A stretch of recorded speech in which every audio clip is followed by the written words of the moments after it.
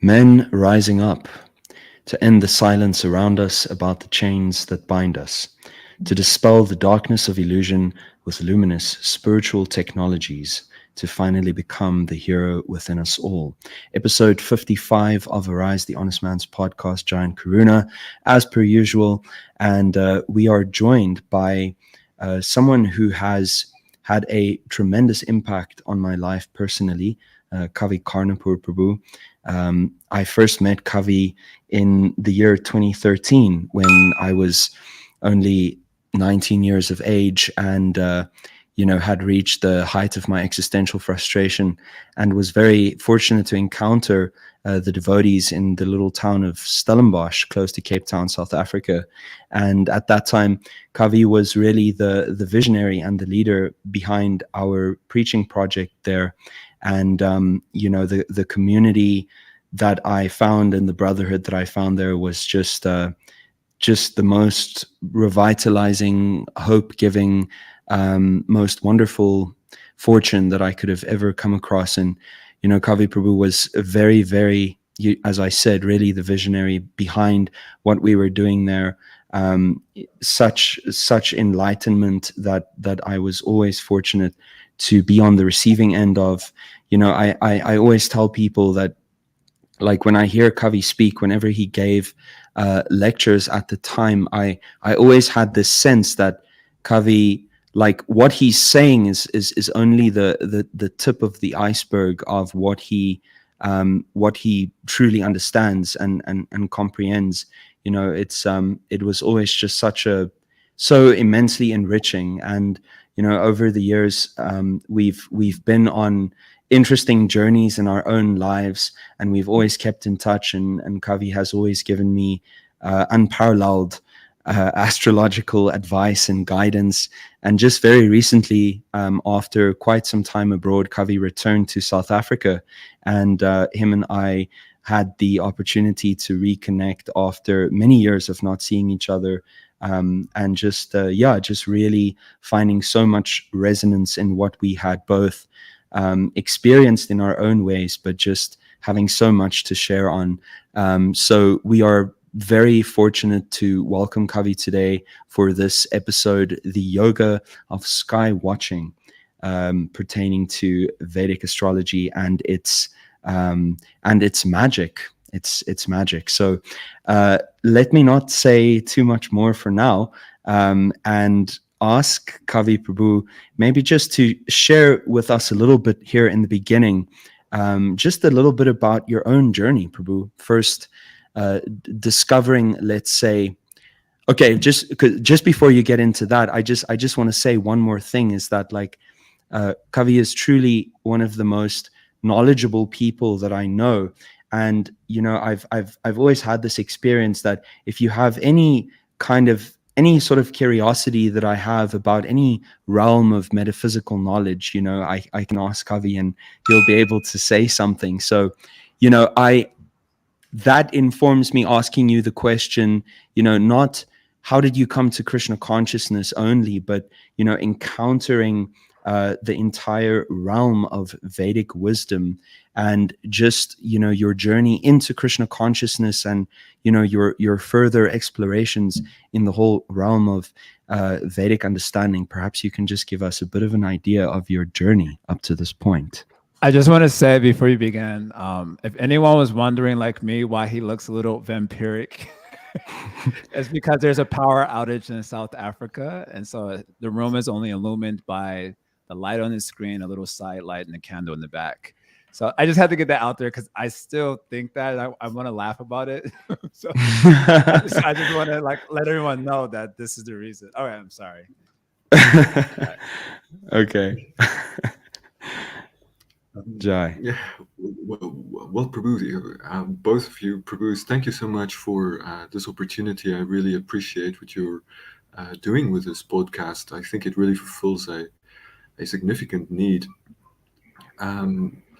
When it comes to my journey, I do feel it started in high school. To be honest. Through art, in fact. coming across the art, the religiously inspired art of the great masters, and that somehow the visual presence of many of these works really spoke to me, especially I would say Egyptian art and mysticism, and I definitely had an interest in these things. And I found a book on Chinese astrology um, very early on, and that also made me think along the lines of karma and reincarnation, etc. But then, in terms of encountering Vedic teachings per se and directly, that really happened in London. Like many South Africans at the time, there was this whole wave of us leaving after high school to do a year or two of to go on a working holiday in the UK, and it was in London on Soho Street. Actually, while I was out taking photos, that I got a Bhagavatam, the first canto of the Srimad Bhagavatam, and that really hit very hard. That first verse in itself is such a powerhouse of meaning, and although at the time I didn't know much, or well, I didn't know anything really of about Indian culture or classical Indian philosophy, I could immediately sense that there's something very profound here, and it, it was so impactful that I asked the brahmachari who just handed me the book, like, um, where can I get more of this? And he reassured me that there are many more cantos. And yeah, soon after that, I perhaps somewhat fanatically or yeah, unthinkingly, unthinkingly, I just immediately wanted uh, to get involved on a full time basis with this. And uh, by the end of the year, I was living in the Soho Street ashram um, uh, as a brahmachari, and yeah, that was getting the association of really um, profoundly, you know how it is. Those first contacts, it really feels like you have met sages, and I definitely still feel the same about everyone I met during that period. So yeah, that was basically where things started off.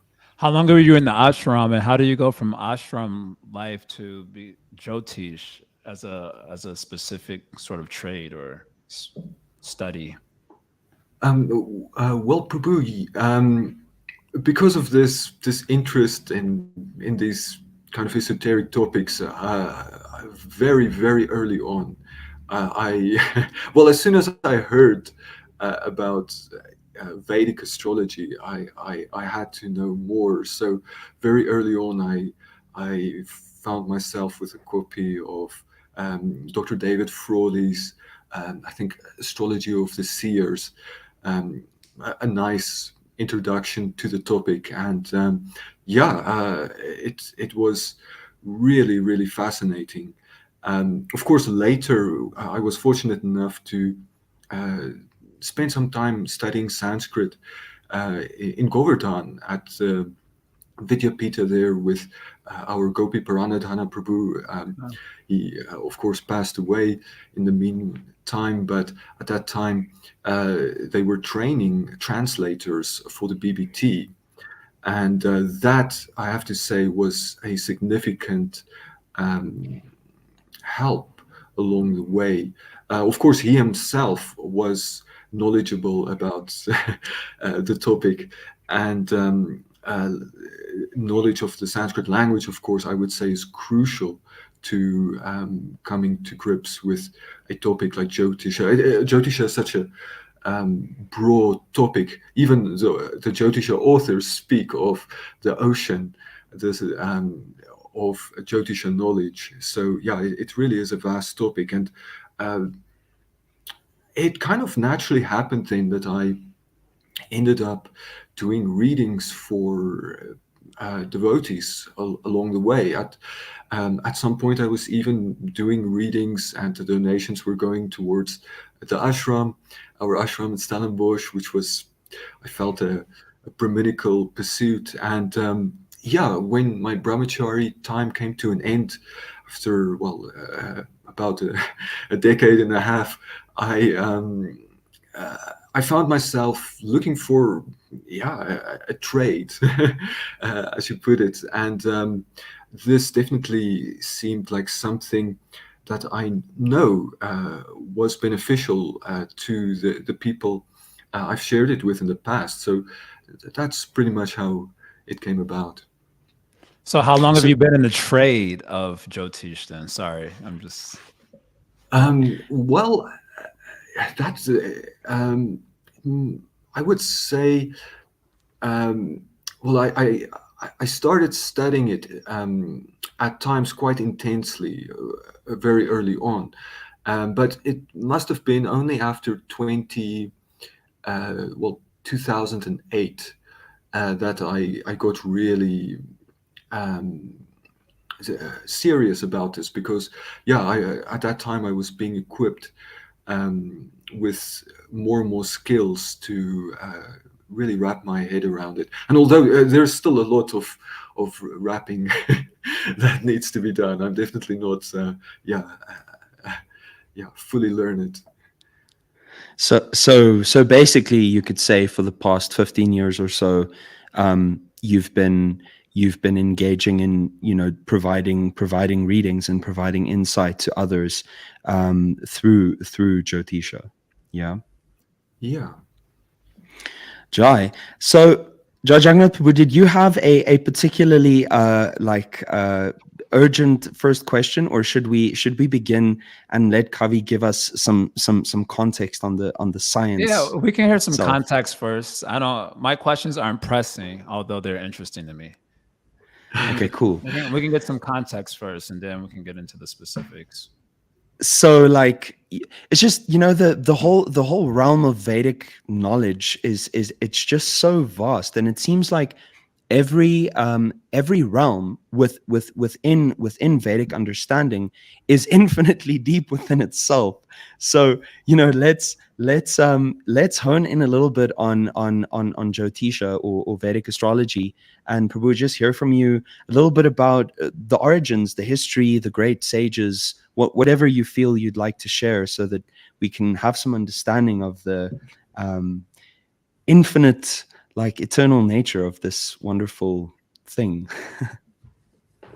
Well, I guess one place to begin would be the Vedas themselves, and the idea that, as we hear in the Bhagavad Gita, that in the beginning, um, Lord Brahma kind of set up this system in conjunction with the Supreme Lord, set up this system of sacrifice.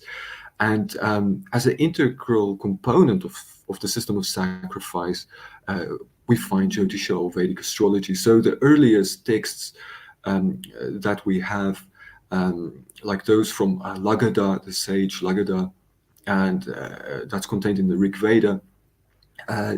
These texts then are very much focused on choosing the correct time for sacrifice.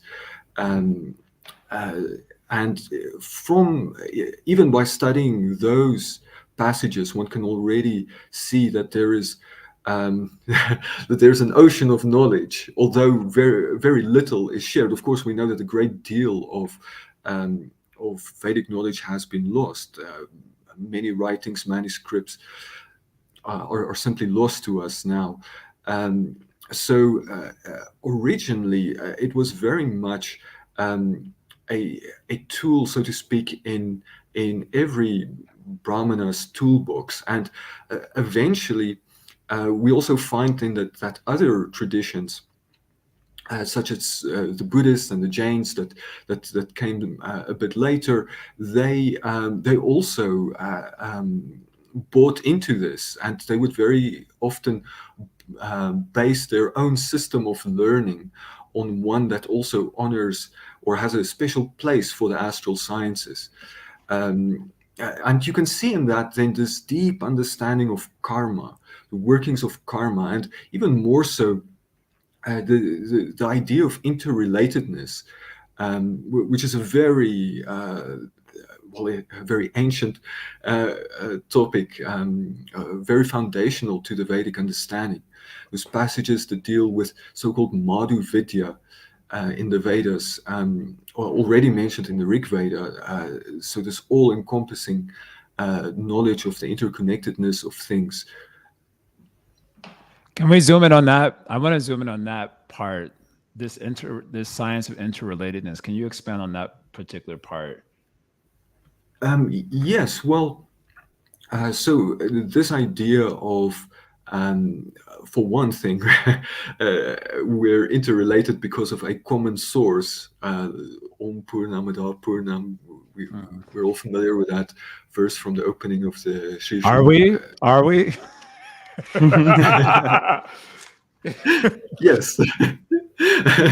And I would say so. Or so the idea then that, at least theoretically, that we know that we share this common source, and to some degree, then we all have the signature within us. Everything has the signature of the Supreme. That specific expression, actually, I have to also give credit here to Jakob Böhme, a German mystic of a few hundred years ago, who was also very much into mysticism and astrology, and he wrote this text, the signature in all things. But yeah, this kind of God conscious perspective that all things have a common origin, and that there are then certain archetypes that repeat themselves. So, for example, then the planets then within the Vedic scheme then are seen to correlate to certain features of the microcosm of our physical minute existence, but it echoes throughout eternity in one sense. Like, for example, Mercury. Mercury would be the graha or planet connected to speech, amongst other things. So the idea is then that he gives speech.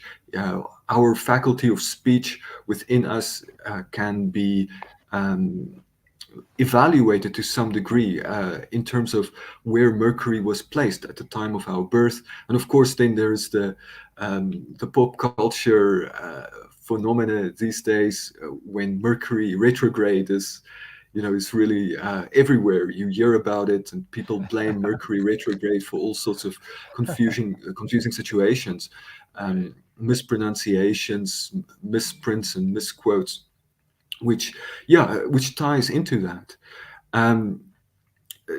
Within the Vaishnava tradition, then particularly, we find then that the avatars of Vishnu are also associated with the Navagrahas, the 9 planets used in classical Jyotisha. So there you have then this idea of an archetype that repeats itself. Do these archetypes have, I guess I want to know, do these archetypes have, I want to know more about the archetypes. Do they have like images that are easily accessible? Like, what do they show us or demonstrate to us in terms of the microcosmic experience and how we might lead our life in the microcosmic world? What are these archetypes giving illumination about? And what is our relationship with them? Yeah, well, on one hand, each of us then is an amalgamation, a weaving together of these archetypes.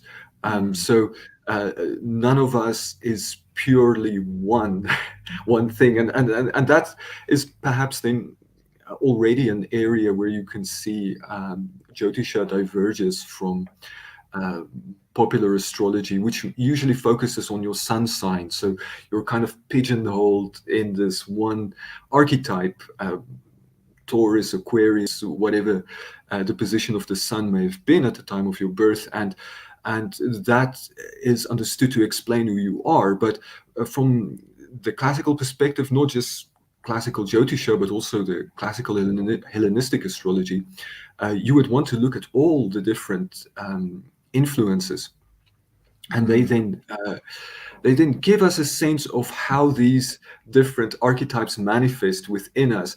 But they manifest, like everything in the material world, according to the modes of nature.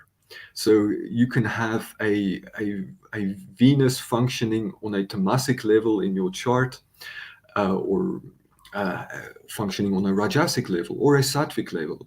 In fact, right now, Venus is placed exceedingly well in the sign of Pisces. Pisces would be the last sign of the zodiac and is associated with the feet of the Kala Purusha. The zodiac is seen as the Kala Purusha. And so the idea is there that Venus, or love, is meant to be directed to the feet of the Lord, which is very beautiful, especially if you in comparison to other systems. Yeah. Just okay. So taking one or two steps back, like when we refer to these archetypes, we mean like the 9 different planetary energies, and how those energies manifest themselves universally in the human experience within each of us, and how if we understand these planetary influences upon, on ourselves in an individual sense related to our personal placements or whatever the case may be, then that takes us toward deeper understanding. So then the macrocosm being these planetary influences that are there fundamentally and having an influence on everyone, but that very few people actually have awareness of or good understanding of. So then just I think I want to question a little bit back, like how are we then to begin, perhaps maybe to understand, okay, what exactly are these archetypes, and how do we begin to relate to them individually? Is this something that we need someone such as yourself who is a seer in this regard, and who understands the science? Do we need someone to show us, or can we as individuals, like how do we go about making this connection, basically? Well, okay. There's a lot to that question.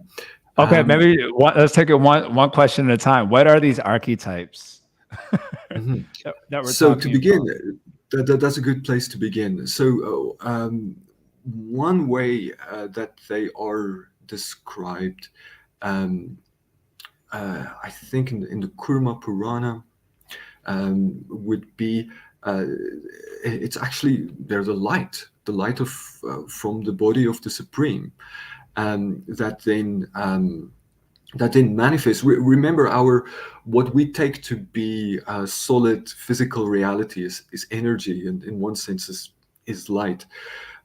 So we are woven out of God's body in one sense. That's a very old school Vaishnava way to put it. Ramanujacharya would be, who, by the way, also wrote a text on Vedic astrology, but he would definitely like that analogy, that this world in one sense is the body of the Lord, and we participate in it. Okay, so the source of the archetypes would be the Supreme. One way to connect to them then would be to learn about the avatars. This is one avenue that I particularly enjoy a great deal. I feel it's a very wholesome way to enter this ocean of Jyotisha is to get a sense of how the planetary energies have their source in these different avatars, like the moon, for example, connected to Krishna, the sun to Lord Ramachandra, Mercury to the Buddha, while Ooh. Oh no! Just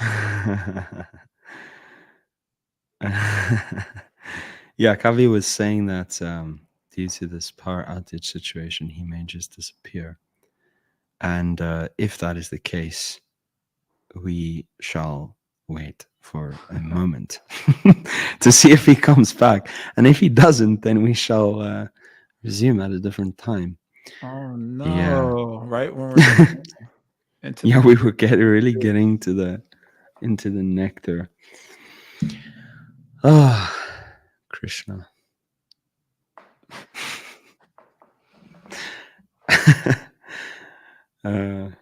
Yeah.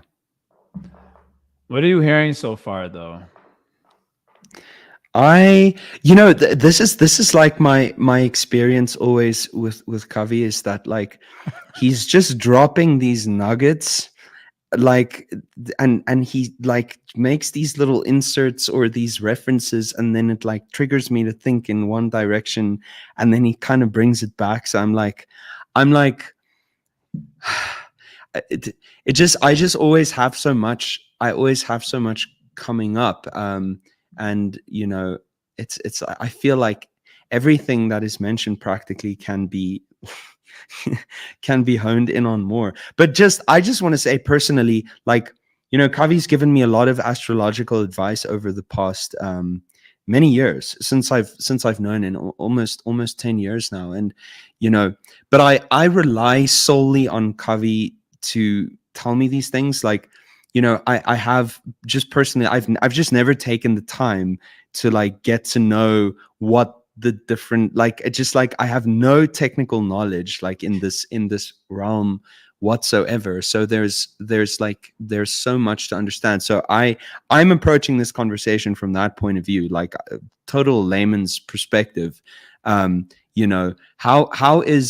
are we as the common person in interested in the Vedic perspective, like how do we make this practical for ourselves, because it seems like we need astrologers to be able to tell us anything Sure. that we can really understand, because it's so deep, right? Sure. And that's my curiosity, like how can we take something that gives us ongoing value without having to continuously consult.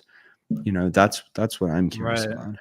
I like the way that you just put that. How do we get something of ongoing value without having to continuously consult someone? Oh, Yeah, sorry, here he's back. Hare Krishna. Okay. So sorry about that. Yeah, I did anticipate that this may happen, but yes, That's we okay, were. Prabhu. Yeah. So you were beginning to unpack the different archetypes, and just By understanding the avatars, we may gain some insight into the. Yes. I think it cut out around Venus. So surprisingly, Venus's archetype in terms of avatar would be Parashuram. Uh, and there are good reasons for that. And then Rahu and Ketu, we've got Varahadev and Matsya Avatar. Mars, of course, related to our Narasimhadev. So, yeah, I think that's all 9 of them. But in other words, by really understanding, or to the extent that we're able to dive into the pastimes of Lord Narasimhadev, one can get a really good, in connection with Prahlad Maharaj, one can get a really good sense of what Mars energy is all about. In fact, Prahlad itself means delighted. And that energy of delight is also very much associated with Mars. So if a person doesn't have that fire energy, he simply can't be delighted. And it's interesting in these pastimes that if there is a devotee involved, that devotee then very often exhibits a almost like a transcendental manifestation of that archetype. With Prahlad, then you can see that this is just the, an incredible Mars, because he's so steadfast and he's got so much focus in terms of where his devotion is and what is happening, despite the fact that he's being persecuted by his own father. And he is from a warrior dynasty, so he has seen he has seen how you deal with your enemies.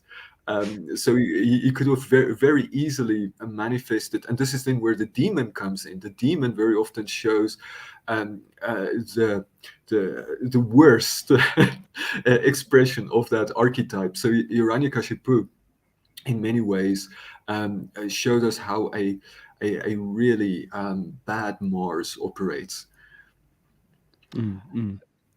While you were gone, Karuna Avatar made a very good statement that I want to repeat here. That he says he wants to learn, he wants to know what he can gain from a conversation like this or from information like this. How do you have ongoing value without having to continuously consult an astrologer like yourself, like a Jyotisha like yourself? Otherwise, the ocean of knowledge is so vast that if we don't have any meaningful understanding about it at any given point in our life, we would have to continuously consult, and that's just not practical. So how do you gain ongoing value from information like this where you don't have to continuously consult? And I'm thinking of a book. There was this popular book in a manosphere of content creators. I remember right when I was first getting into like men's issues some years ago, this one book kept coming up in a lot of the conversation. Robert Moore's King, Warrior, Magician, and Lover. It was a very like popular book amongst manosphere content creators. The author is some sort of Jungian person, or he's like into Carl Jung. And so he presents, these are like the four main archetypes for a man: a king, a warrior, a magician, and a lover. And each of them has like the shadow side and like the light side. I don't know what's the opposite of shadow, but each has these two sides. And so the book basically goes on to discuss each archetype in terms of its illumined aspect and in terms of its shadow aspect. And in that way, you have like this sort of working template in your head about a particular archetype or these four archetypes. And if I have to become a man or be good at being a man, then I had like this template that I could reference in my head. Or I'm kind of this, maybe all four of these archetypes exist in me, but I'm kind of mostly associated with, let's say, the magician archetype. I would be closest to that as I stand now. And there I can see what the shadow side is. I can see what the light side is. And then I know how to like adjust myself accordingly. So there's like a very like kind of nifty, neat sort of template that I can access at any given point without having to consult someone. And that can inform how I can live my life as a man, for example. Is there something similar to that with this? Because otherwise it seems like a huge science that it's just like, oh, it's too overwhelming. It's a no for me. Yeah, well, of course, one. By the way, yeah, I do agree that the magician archetype is probably very pronounced in your life at present, and we can even circle back to that because there are 4 male planets. Okay. Wow. Right. So I want to know about this part. 4 or 5. Maybe we can add another, the ascetic. We also have the ascetic, like an archetype, which is maybe for good reason not so popular right now in Western culture. But yeah, we're at a disadvantage to some degree because in the past, even in the West, the discussion and knowledge of these archetypes, especially then as they related to astrology, was much more widespread. We have to keep in mind that when the first universities opened in Europe, they all had chairs of astrology. The even older universities of India, like in Takshila and Nalanda, again, astrology was it was part of the syllabus in every that every cultured person would work through. So of course now we have to some degree recover this knowledge. And one way, if you're talking about almost like a pocket guide to these things, Yeah. within one avenue to that could be something uh, along the lines of working with the avatars associated with those masculine planets. So of course, the king, so to speak, would be Ramachandra. So in many ways, at least from the perspective of Vedic astrology, that would be the archetypal male energy. He is seen as the embodiment of dharma, or you could say healthy masculine energy. There's a lot of talk about toxic masculine energy, but where is the poster boy for healthy masculine energy? Well, They don't care. that would be yes, but fortunately we have Lord Ramachandra, and you can see it wasn't an easy path. It's not an easy path to be a man. His pastimes are so bittersweet. Um, Major battles, loss, setbacks, disappointments, but see how he handled those challenges. As Maryada Purusha, the template of human life. He took it in his stride. Was Wow. able to always handle things in a balanced way. Sorry, I'm my expression is like, I don't know if I want to be a man now.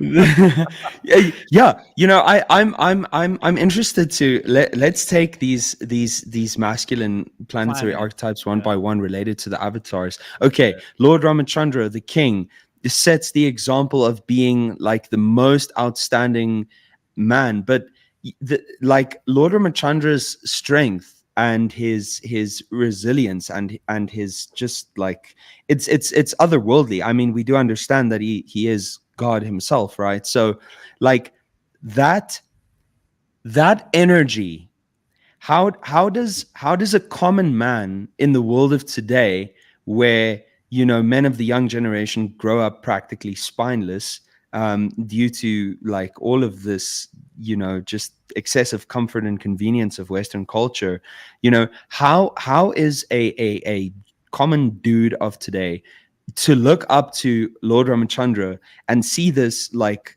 godly strength? How do we draw from that? How do we draw inspiration and find a similar sense or like source of strength within us? You know, looking up at Lord Ram and what he represents. Yeah, well, that's certainly a tough act to follow. But then that's the point of having an archetype, which in some ways it's a paragon. So think of these things as the ideal, almost like the Platonic shapes, or the Platonic forms. The idea that there are these perfect idealized forms of things. So no one of us is ever going to be another Lord Ramachandra, but because we've got such an excellent uh,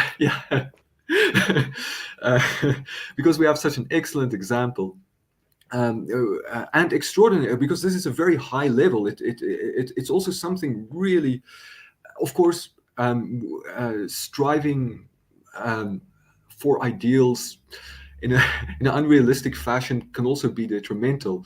But at least to have that, and that would then be what you would find in Vedic society, that you would have at least a very clear idea. Okay, this is this is clearly defined. You can read the whole Ramayana. It's a very long epic. There are many lessons, many instances to draw inspiration and instruction from. So there's a wealth of knowledge there. And of course, growing up, even in Southeast Asian countries that are now Buddhist, they still know the Ramayana. It's part of their culture. You'll find it in puppet shows, the shadow theater of Java, etc. These archetypes are well known, or at least until recently, they were still deeply embedded in society. So, I mean, ultimately, you would want to have a culture where these are the heroes, because then you grow Right. up with these heroes. Right. Okay, so that's the sun. That's so I take it that the sun is one of the 4 male planets that you mentioned. The sun, and then Ramchandra is associated with the sun. He's like the king archetype. Yes, Okay, we got 3 more to go. So what are the other male indeed. planets and their avatars? Yes. Yes. Oh, we got a bit of a delay. Okay, so Yeah. the warrior, all right? And that would be Prahlad. Prahlad in his connection with Lord Narasimhadev. Perhaps it's it's easier to learn from another devotee, because no one is expecting you to be a Narasimhadev. But of course, what's very interesting about that archetype is that he is half man, half lion. So there is something animalistic there now, and that is very interesting about the Martian energy, or even the energy of the warrior. That the warriors can kill, but they know how to use that power, and that's very much part of the lessons of Mars, or the warrior archetype, is to how to use power, even physical strength in this case, or weapons, even like the famous thunderbolt-like nails of Lord Narasimhadev. How is that used in a dharmic way? And we know, of course, then protection. Lord Narasimhadev appeared to protect. So it only then did things result in violence. But it shows that there's a place for violence. Okay, so that's the Mars planet then. We got the sun, we have Mars, and then what are the other 2? And they're associated. Well, so we have Jupiter, the magician. So magician / Brahmana, you could say. So the idea then with Vamanadev, of course, he did appear as a little Brahmana. What's so interesting is that with Jupiter and people who have Jupiter prominently placed in their charts, they tend to be big, and they tend to be they can tend to pry, just in the same way that Sattva Guna and Brahmanas have that tendency to become proud. So so it's so interesting now. As the perfect Brahmana, he appears as a dwarf. That is just incredible. So he's this beautiful dwarf Brahmana, and he appears on the scene so unassumingly. But then ultimately he is able, like a magician, to take away Bali Miraj's kingdom and basically relieve him from his attachments. Of course, he did it in in a few easy steps. For us to manifest that Jupiter, it takes a bit more effort and work. But again, there it's said that it was I and my. That was the last things that Bali clung to, and that then is the ultimate stage of evolution for that Jupiter archetype to really become selfless. So yeah, that is a wonderful example of the Jupiter archetype. And then the lover. So everyone's like perched up. Yeah, I want to hear about this one. The lover. Well, if we're going to stick to this scheme, then next we will get to the Buddha. All right. Now, of course, he is celebrated in some circles more as a teacher of asceticism and meditation, etc. But he, of course, did have a Grihastha life as a king, with a beautiful queen, Yashodhara, and living an exemplary Grihastha life, so to say. Exemplary, but perhaps a little bit over the top in some ways. Ultimately, it was it was maybe too much of a good thing that also led him to renunciation. But yeah, that would be one way to look at Mercury. Of course, Mercury is very good with words and very good with managing things and managing the material situation. In fact, each of these grahas also has a connection to the Mahabhutas, the five great elements. So we have Mercury connected to the earth element.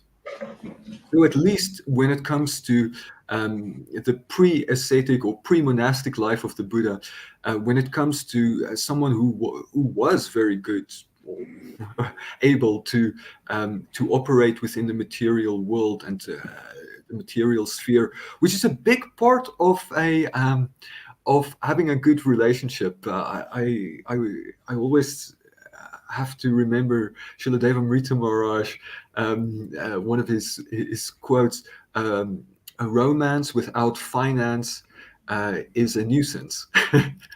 And basically just getting back to the point that if you do want to pursue karma, you first have to have your dharma and artha in place, then karma, and then of course the next stage moksha, or exclusively spiritual life.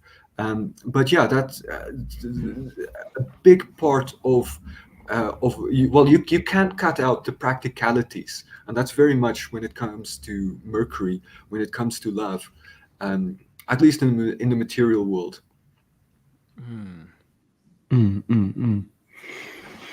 So as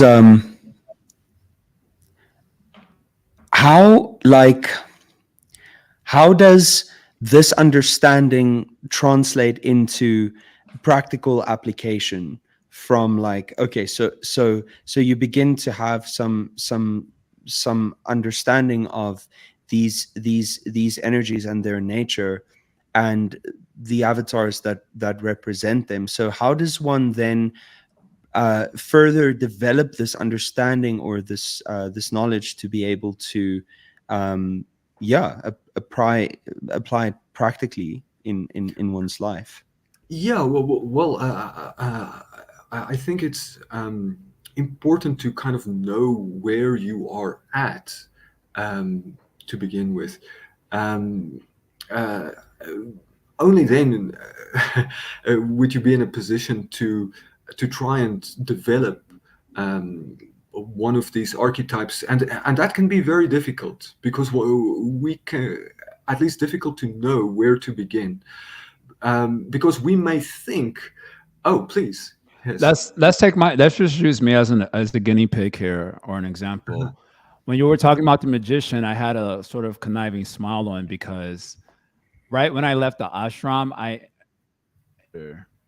and apparently I had my chart done. It said you're in Jupiter now, and I said in my own self analysis, I'm manifesting a lot of like magician energy. So taking Karuna Avatar's question and just using me as because you're saying first you got to kind of know where you're at. So I'm kind of in this space where I think, well, I'm in Jupiter now, so I'm going to look to the Jupiter planet and look to the Jupiter avatar Vamandev as an archetype that I need to embody practically in my life. And I'm not doing a great job at it, by the way. So what would be the, how do I apply that? Just taking Karuna Avatar's question, using me as an example there. Yeah. Okay. So when you find yourself in a particular dasha or planetary period, that influence of a particular planet will be significant. But I have to say, on an overall level, you would want to take a look at the chart, you want to particularly take a look at the Rahu Ketu axis. And this is truly fascinating and very rewarding. I would go as far as to say it's one of the most rewarding parts of Vedic astrology, or what Vedic astrology can offer an individual. And essentially, this would be a sense of the abhiman, or the mentality that we developed in past lives. You can get a sense of that in the chart, and you can even get a sense then of how it was kind of unbalanced. Because let's face it, every material, yeah, well, any material existence will be imbalanced to some degree until it becomes spiritual. So to give you an example, you can get a sense looking at a chart of how a person related, or how they saw themselves in the past life, how I'm now speaking of a cumulative sense, because that's what tends to happen. We tend to, some say 75% of our life is exactly what it was in the previous life. It's not so easy for us to break out of our conditioning. Nature and nurture. The nature part is pretty heavy, and even the nurture part comes from our karma that we put in place. So you can get a sense then, for example, of a person who, for whatever reason, life after life, they set aside their own desires and wants because of crisis. Some kind of crisis, growing up, famine in the village, or war in one's country, whatever the case may be, poverty. A person simply can't act on, they can't explore that side of their personality, what it is like to have the freedom to choose what you want to do when you want to do it. And if we think carefully about the demographics of this planet, then we actually realize that most people on this planet do find themselves in rather difficult material circumstances. So what you can see then in a chart is that a person may have developed this abhiman, this self-concept that that I need to find someone that that will look after me, that will shelter me, and that's it. They come to a point when they are attracted to crisis to the extent that they create crisis. Even in their present life, their material situation may have changed significantly, but this is their programming, that they need someone else to look after them, and they need to tend to the crisis. So for a person like this, they would have to develop more of a sense of independence and self-worth, and self-sufficiency, and to connect to those energies. And then one would naturally then recommend perhaps a closer connection to solar energy, being consistent in developing oneself. That sense of consistency that comes from the sun, and that solar archetype, like the sun rises. It doesn't matter what the situation is, always Right. rises. Very consistent. Yeah, to rise to that, to the occasion, so to speak, of valuing oneself and valuing one's capacity to provide for oneself. So so there are 12 basic themes that you will then find in chart, and they will all and what makes it then even well more personalized is that there will be a sub theme too. So then you have 24 combinations of complexes, so to speak, issues, kinds of issues that people come into this world with,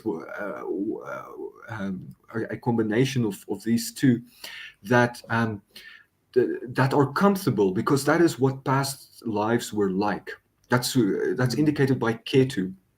past life. The Ketu literally means flag, so it's kind of like where we planted our flag. This is who I am. I'm someone that needs someone else. Or sometimes you see it the other way around. You have the chart of someone who life after life cultivated a sense of being a very rugged individual, only listening to themselves, being overbearing, aggressive, etc. So there, then you would want to bring in another masculine archetype we didn't touch on, Saturn, the ascetic, and or the servant. The avatar connected to Saturn would be Matsya. So Kurma. So Kurma. Under the surface, he's the whole churning of the milk ocean. The whole universe is being saved, but we don't see him. He's behind the scenes, just quietly bearing it. He feels no need to come up and show his face and to converse and to show who he is. He's just steadily doing his work. I would say it would then be very individualized, and it's one should be careful to log on to one archetype, because think about it. They are themselves facets of the supreme, and you would want to get a balanced combination of influences that are right for you. This is leading me to a very interesting question. Okay, so this is what I heard. Basically, before we can even suggest, hey, this is an archetype that can be used as a beacon for molding your own life, we have to have a sense of our abhiman. And that's where Rahu Ketu becomes very important. They give us a sense of our self-conception. And there's like these 12 themes and these 12 sub-themes. So we're like this complex of themes that form our abhiman, and that's going to be really important for understanding what sort of archetype we might pursue in molding our own life at the present moment. So this leads me to an interesting question. I don't know how it is in South Africa, but over here in the States, we suffering from this new ideology around gender, and the way that I've been seeing it recently is that there's like a destruction of the abhiman. Like there's no sense of who I am, like no sense of like ego to hold us for our activities throughout life. And so, because I think that makes us really good consumers. We don't really know who we are, so we're kind of open to anything and everything. And so I'm kind of interested in this. Seems like to be like a really big issue that I don't know if it has a solution. Anything short of like actually consulting a Jyotisha like you and helping understand what our abhiman is. We're in an environment that's just basically doing away with ego altogether, not really doing away with it, but giving the sense that there isn't any ego. And so how are we supposed to really discover this about ourselves so that we could discover how we may access an archetype or do certain actions in life? And that's a big question. Maybe it's a little political. It certainly is a relevant question as well. So, you already mentioned the economic implications here of having this kind of culture in place, that you're open to everything, and it is a fact that I would say good masculine energy, if we take those archetypes, Ramachandra, Prahlad Maharaj, these individuals are not going to be consumers. They don't have that energy to them at all, in any shape or form.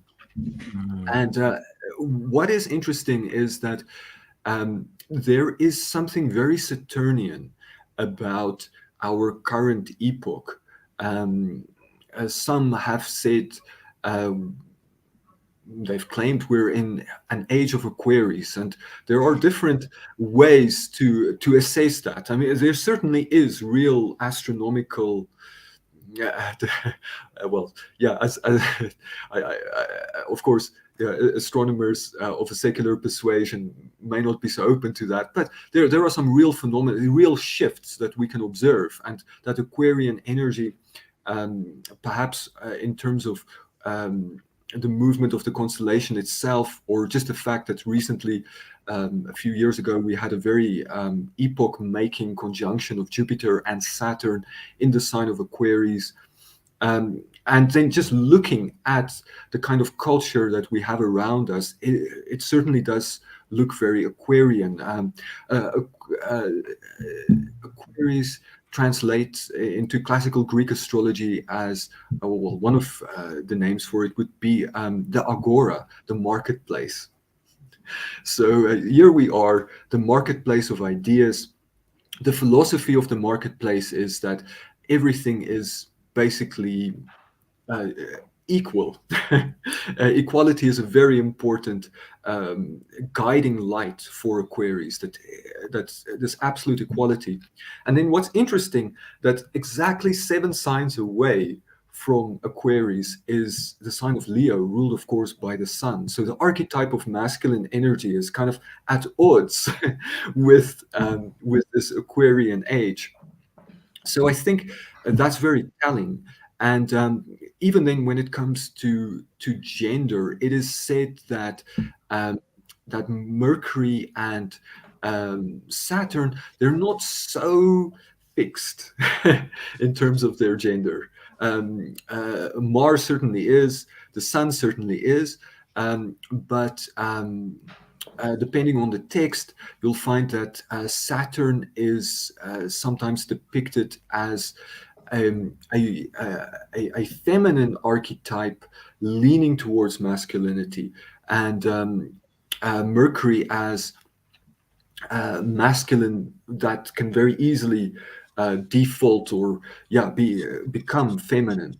So that is so that's very interesting that we've got one of these more mutable uh, influences that seems to be associated with our current age. Of course, uh, Saturn seems to also have a strong Kali Yuga energy to it in general. If you look at the descriptions of Saturn, as I don't know how far we can push things on this show, but when it comes to the Varna of Saturn, it's the Shudra Varna. So it's kind of the age of the Shudra, and That of course there are seems like a compliment to me, honestly. But anyway, carry on. yeah. So all this is to say that there are some very good reasons that we are seeing what we are seeing, and then especially healthy masculine energy, that is the opposite to where we find ourselves. So it takes a bit more effort, which is also something we can, I guess, identify with. It won't necessarily come natural. It is the other, so to say, in this age. It's not so accessible. But yeah, that doesn't diminish its value, although it may not be easily accessible in this age. How does one begin to take steps, or like how does one deal with this, you could say, fundamental challenge of the age, um to access or to begin to embody wholesome masculine energy, because it seems it's like the cosmos is pitted against us, like, in some way, right? This one. Yeah. Well, uh, in one sense, and I just want to. This has to be said. We don't. A spiritually aware individual, in one sense, doesn't need astrology. Okay, and sometimes in conversation, people have commented, but that invalidates my. It's not good for my business model to say things like that, but it's true. If we are in touch with who we really are, and specifically now through some kind of sadhana, because as Karuna Avatar just pointed out, it's like the we're pitted against the universe. So one does need to take recourse to these technologies, and I can and even then, without knowing anything about astrology, one can develop these qualities. Like, for example, the steadiness, the dependability of the sun and of that solar energy, that healthy masculine energy. Well, that's the good old morning program.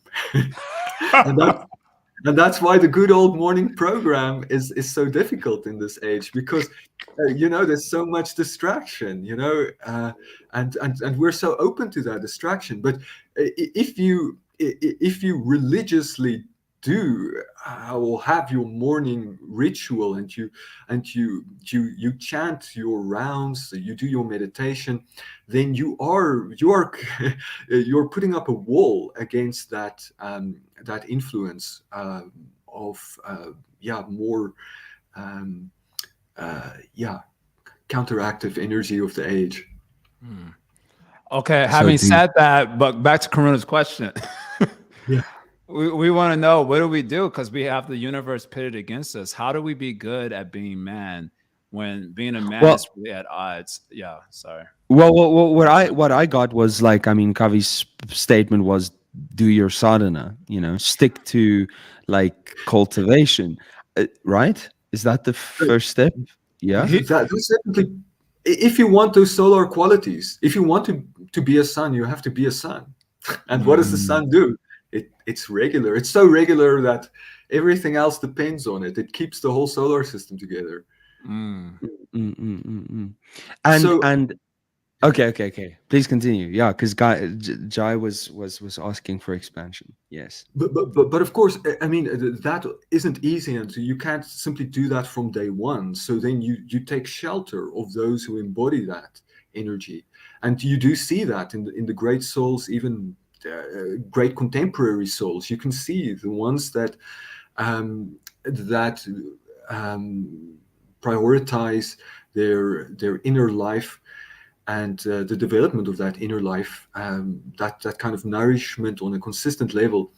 They are also to some degree more immune to these Kali Yuga influences. Mm, mm. Okay, Jai, expansion on like. It just seems like everything is so hard for everyone. Like it's just hard. Oh, okay. Well, and if I may, one additional reason for that then is also community, because we find Mm, ourselves to some extent plugged into the marketplace, and not Right. building our own societies with different values, because of course it's difficult, and I've experienced the contrast myself now. Doing regular sadhana as a monastic is a completely different setup to being a working man in the world. It's a completely different place to find oneself in, and one has to ask oneself then, what do you ultimately value? mm, Because if you really value developing these qualities, then you will have to take steps to surround yourself with people who are further along on the path, and that can also shelter you to some degree from the more destructive influences of the age. Strong. So personal cultivation and being steadfast in sadhana to develop these qualities depends on a favorable circumstance, which basically means favorable association, and positive influences and good role models, those who are able to give shelter. Yes, in terms of values, think about uh, what you want, because if there are certain things, if you want them, if you want to drive a certain car, if you want to have a certain kind of house, you're going to have to do certain kinds of things with certain kinds of people, and it can take you very far away from these qualities that you want to develop. And then this is then again, if you look at these archetypes, that they're so devoted to truth. Yeah, like Lord Ramachandra, like he like you can't move him an inch on any other basis than truth. Only because of truth, he does what he does. With Prahlad Maharaj, he has his connection to his Lord, and that's the most important thing for him. It doesn't matter what happens around him. He's cooked, but he doesn't. He doesn't deviate from that, from his path. So that is, that's. It's not easy. But you need to know, and this is what sets, I would say, practitioners of this ancient knowledge apart from the masses, is that we know what the most important thing is. I mean, we don't always want to admit it, or we're not always able to act on it, but we know. Most individuals, they don't know, and you can see the terrible toll that takes over time on individuals and on the society itself. So to really connect to the essence of things, I was reading the 108 names of Venus the other day. It's the kind of thing you would tend to do in this line of work. And one of the names the principal name of Venus in Sanskrit is Shukra. It's also where we get the term Shukra Acharya, but Shukra means essence. So like a pure Venus, a good Venus, also a person with a good Venus in their chart, they've got very clear eyes, and you can almost see it in a person. Big clear eyes is watery eyes, the sign of a strong Venus. So so to be devoted to the essence of things, that is devotion. And then we find ourselves, we are devoted to many other things, and you can see, or you can hear the way I'm speaking now, that this goes back to the basic Bhagavad Gita truths, and far away from the lofty intricacies of astrology and all of that. It comes down to these these very basic truths. But they're not easy. Just because they're basic doesn't mean they're easy. To be able to do a 1,000 push-ups isn't complicated. You just push. It's not complicated. You just literally push 1, 2, 3. But that doesn't mean it's easy. Yeah. This Sure. this this is kind of a sidebar question, just because you posed a question: what do we ultimately value? And I noticed in spiritual communities in general, especially nowadays, contemporary spiritual communities, including our own, we have this sort of like theory of value, using Prabhupada's language, just add the one in front. There may be so many zeros, but add the one in front. And, and then everything becomes all right. And so we have this sort of theory of value in our community also. And I think I've noticed this in other spiritual communities that I've associated with. This whole idea that you can stay plugged into the marketplace of Aquarius, which basically sounds like the marketplace of confusion for me, right, as it's unfolding in real time. You can stay plugged into this world of confusing values and contradictory values and just kind of a mess. And also relativism, and at the same time pursue the one of Krishna, whereas at least in our case, the one of Krishna, let's say. Whereas in real-time experience, it seems like I have to kind of become disconnected from the marketplace and connected to this sort of sheltered community of values, where I kind of like let go of some of the zeros, or let go of all the zeros, and just get connected to the one. If I'm going to be saved from being absorbed in the marketplace of relativism and confusion and so on. But as it stands now, just culturally speaking, in our spiritual community and others, we're not really to relinquish the zeros. We like our zeros. I like my zeros. I don't even have that many zeros, but I like them, whichever ones I got. And I'm not willing to like unplug to pursue ultimate value. Hey, I know ultimate value is Christian prema. That's my advantage, but I'm not going to pursue that. And I guess this is where my question's coming in. It seems that it takes a lot of masculine energy to be like, this is the truth. As you're saying about these archetypes, this is the truth. I'm going to pursue it. I'm going to disconnect. So on the one hand, you need a lot of that sort of tejas, masculine tejas is boom, the truth. Even if I have to let go of all these zeros, the truth. On the other hand, we're in an age where we're finding it very hard to manifest that energy to pursue the truth. And therefore we end up in this like quasi position where like we accept the truth, but we don't really pursue it, at least not internally. I'll chant my japa and I'm thinking about matter. You know, I'll chant my japa and look at a movie at the same. I don't do that, by the way. I just watched a movie fully. I don't try to chant japa at the same time. You know, or in other words, I accept the truth, but I'm really plugged into this other world. And so because I don't have the masculine energy to manifest that sort of, that's it, boom, I'm going for the, I don't know. So I guess a comment about that. It's like, it seems like a default of mutual dependence. I need this energy to pursue the truth with that full sort of vigor on the one hand, but on the other hand, it's only the truth that gives me that vigor. So it's like this mutual, like a catch-22 or the fault of mutual dependence. I don't know. You're right. And look, although things have definitely changed over the centuries, this was also an issue in ancient times. So if you then look at the archetype of the sannyasi, there you have an idealized version of that masculine energy. You see, this is someone who is going for that truth 110%.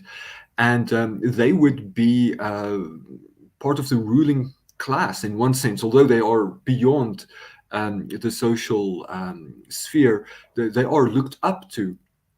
And that's in one sense why you can't have them in society. They have to kind of be a little bit outside, you know, in the forest or in the monastery or something.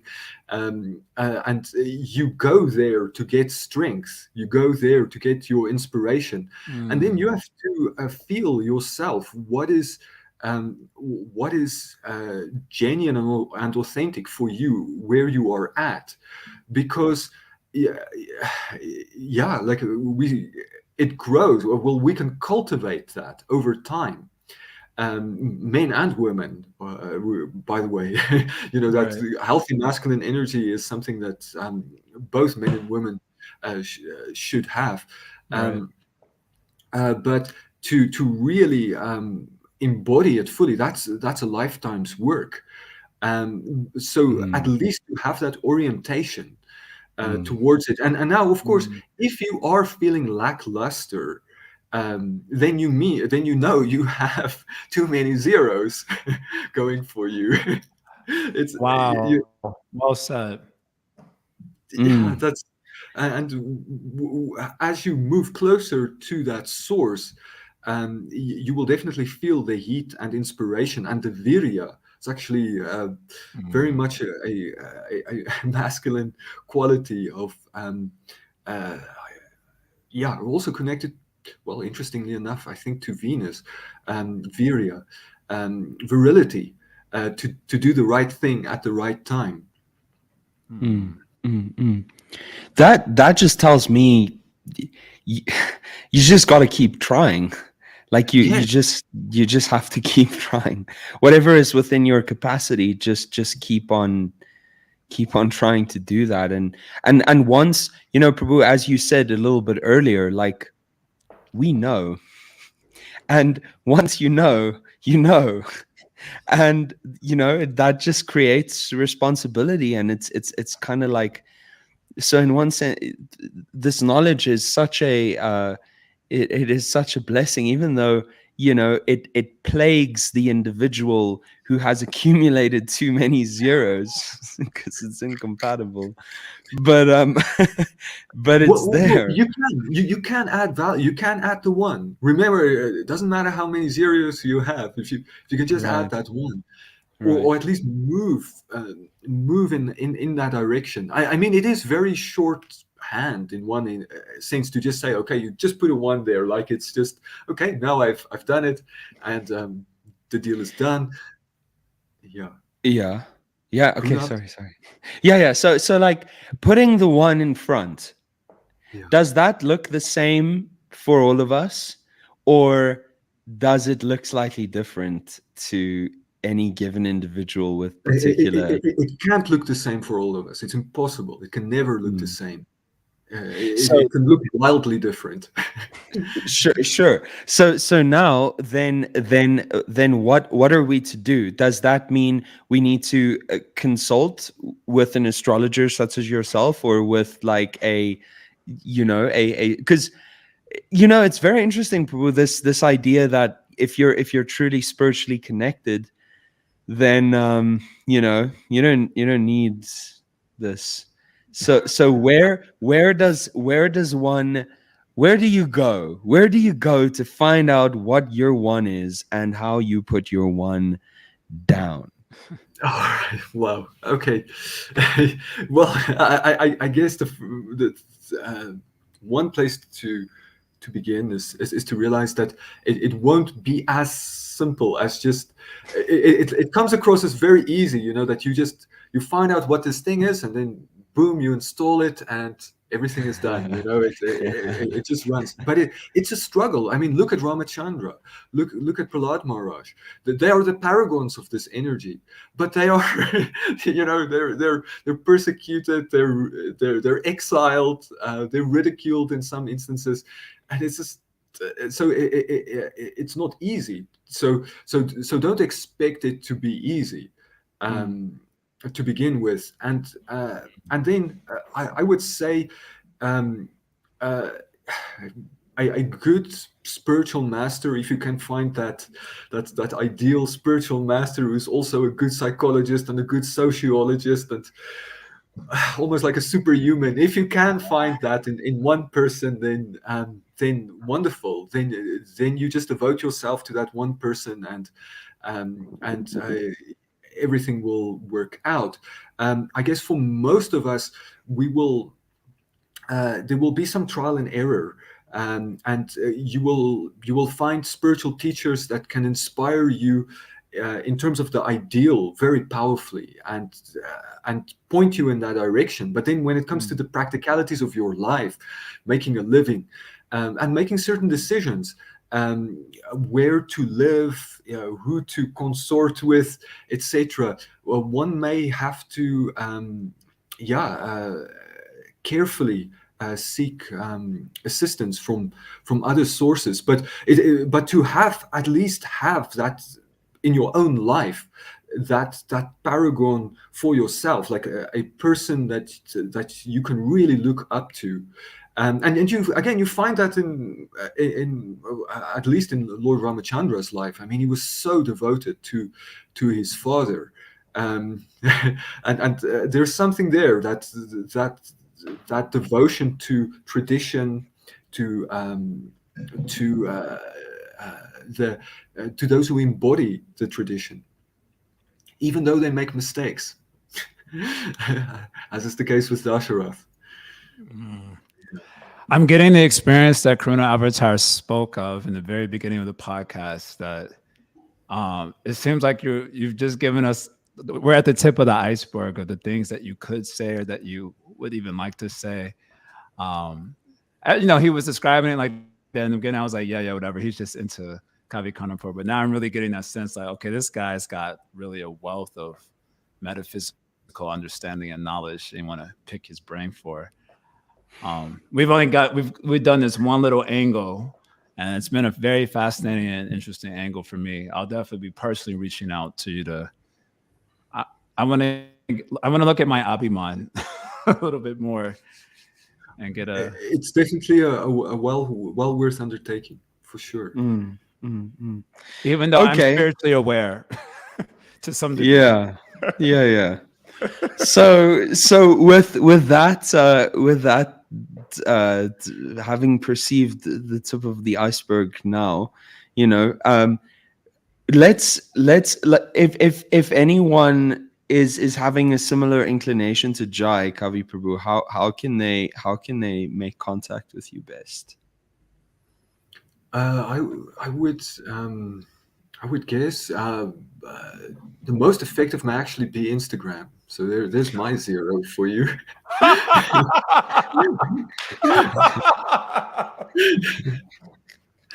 Okay, so Kavi's Kavi's handle is Eye of the Vedas, at Eye of the Vedas.